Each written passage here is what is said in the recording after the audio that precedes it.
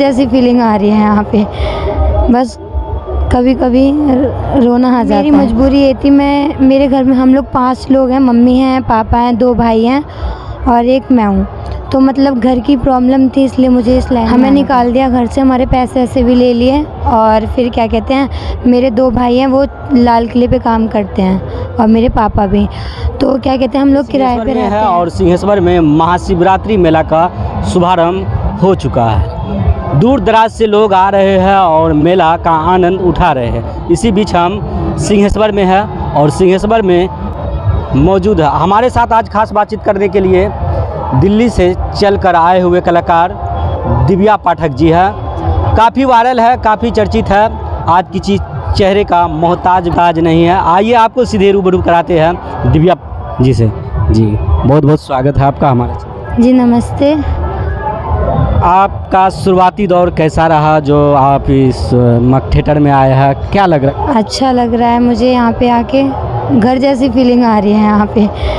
बस कभी कभी रोना आ जाता है। क्या दिव्या की क्या मजबूरी थी जो आ रही है यहाँ पे? बस कभी कभी रोना आ जाता है। क्या दिव्या की क्या मजबूरी थी जो थिएटर में आके काम करना पड़ा और यहाँ मजबूरी थी आप? मेरी मजबूरी ये थी, मेरे घर में हम लोग 5 लोग हैं, मम्मी हैं, पापा हैं, 2 भाई हैं और एक मैं हूँ। तो मतलब घर की प्रॉब्लम थी, इसलिए मुझे इस लाइन में आना पड़ा। क्या प्रॉब्लम थी वो तो बताए दर्शकों। एक्चुअली क्या कहते हैं, हमारे रिश्तेदारों ने हमें निकाल दिया घर से। हमारे पैसे ऐसे भी ले लिए और फिर क्या कहते हैं, मेरे 2 भाई हैं वो लाल किले पे काम करते हैं और मेरे पापा भी। तो क्या कहते हैं, हम लोग किराए पे रहते हैं और घर चलाने वाला कोई है नहीं। भाई और पापा सब अपने आप से मतलब रखते हैं, इसलिए मुझे यहाँ आना पड़ा। भाई कमाने का लायक नहीं था, फिर पिताजी नौकरी में है, तो फिर आप थिएटर में क्यों आए? कोई कंपनी था, मैट्रिक किए हुए हैं, नौकरी कर सकते थे। जी मैं नौकरी कर सकती थी। मैं काफ़ी जगह काम पे वहाँ दिल्ली में गई थी। चांदनी चौक में मैंने जॉब भी की थी वहाँ पर लोग फिजिकल होने के लिए बोलते हैं, तो इसलिए मुझे वहाँ अच्छा नहीं लगा। और यहाँ पे हम जिनके साथ रहते हैं वो बहुत अच्छे हैं, अंकल जी हमारे, उनका नाम राजेश जी है, हम उन्हीं के पास रहते हैं। तो यहाँ जो काम करते हो तो यहाँ क्या मिलता है? यहाँ पे सैलरी मिलती है और जो इनाम आता है वो आधा होता है, 50%। 50%। अनो की जो पैसे मिलते हैं उनमें से आधा मालिक का आधा? जी हाँ। कितना मिल जाता है? मतलब हम महीने पे 1 लाख तो ले ही जाते हैं। 1 लाख महीने? हाँ। मिलते हैं उन पैसे में कोई दबाव भी होता है? जी नहीं, मैं कोई दबाव नहीं है, जो कमाती हूँ बस घर लायक कर लेती हूँ मैं अपना। कर रहती हो।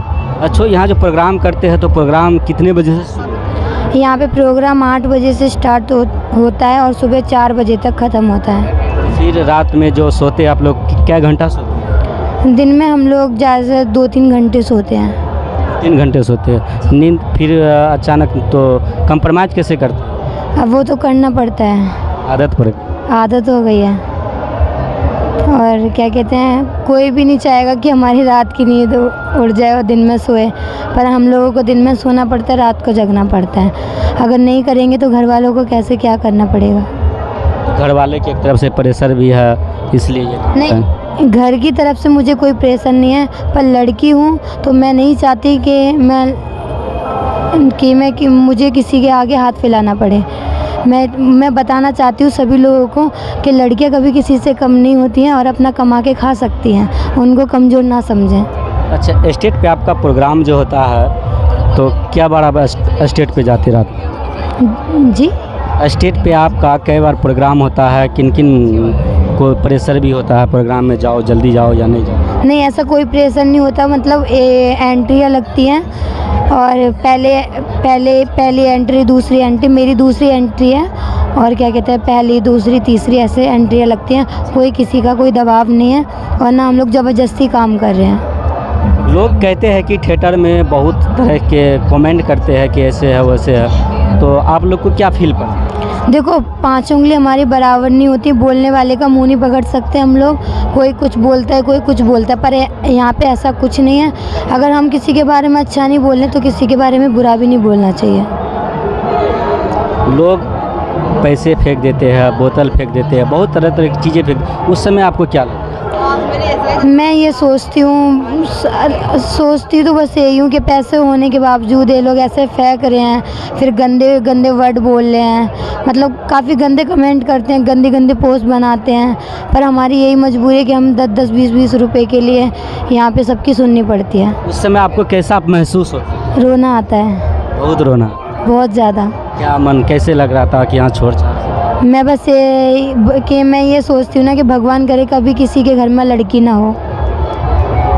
मुझे क्यों लड़की का जन्म दिया जब मुझसे ऐसा ही करवाना था। तो खाना कैसे बना के खाती है या फिर बाहर से? नहीं, मन करता तो बाहर से मंगाते हैं, नहीं तो सब लोग ग्रुप में मंगा के खाते हैं, ग्रुप में बना लेते हैं। बहुत सारे यहाँ जो लड़की काम करते हैं, क्या सबका मजबूरी ऐसा ही मजबूरी है कि अलग अलग?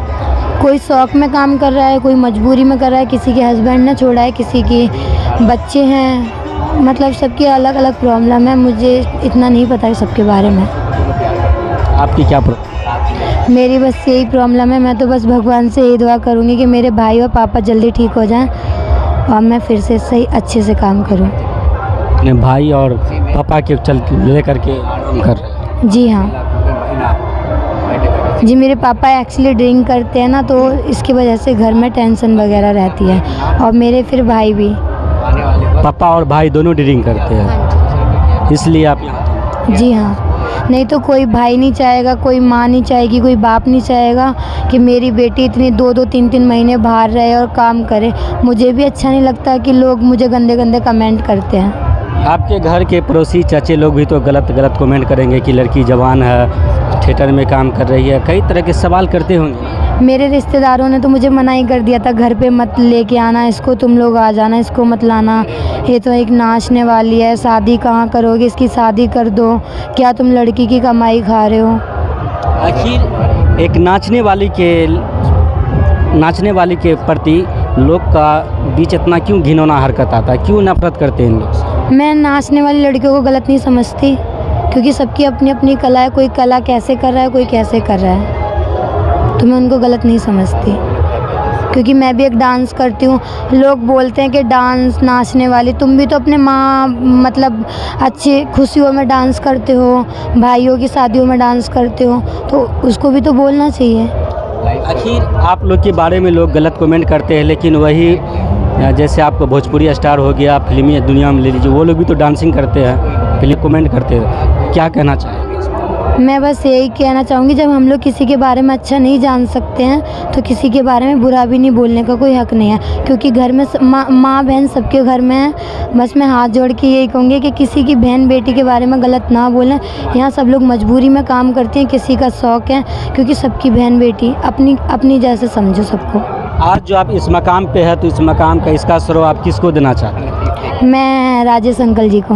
आज राजेश जी अंकल के वजह से आप यहाँ तक पहुँच पाए? हाँ जी, क्या कहते हैं, मेरे घर में इतना ज़्यादा कुछ नहीं था, पर मुझे इस लाइन में लाने वाले अंकल जी हैं, उन्होंने मेरा बहुत सपोर्ट किया है और मैं उन्हीं के पास काम करती हूँ। चलिए, बहुत बहुत धन्यवाद। हमारे साथ दिव्या जी बात कर रहे थे, दिल्ली से आए थे और कुछ मजबूरी थी इनकी, जो मजबूरी में शोभा सम्राट थिएटर में संगीत कार्यक्रम में डांसिंग की दुनिया में आए हैं। तो बहरहाल आप लोग की क्या राय है? अगर आप लोग हमारे चैनल को देख रहे हैं तो ज़्यादा से ज़्यादा शेयर करें, फॉलो करें, लाइक करें, कमेंट करके अपनी राय अवश्य दें। धन्यवाद।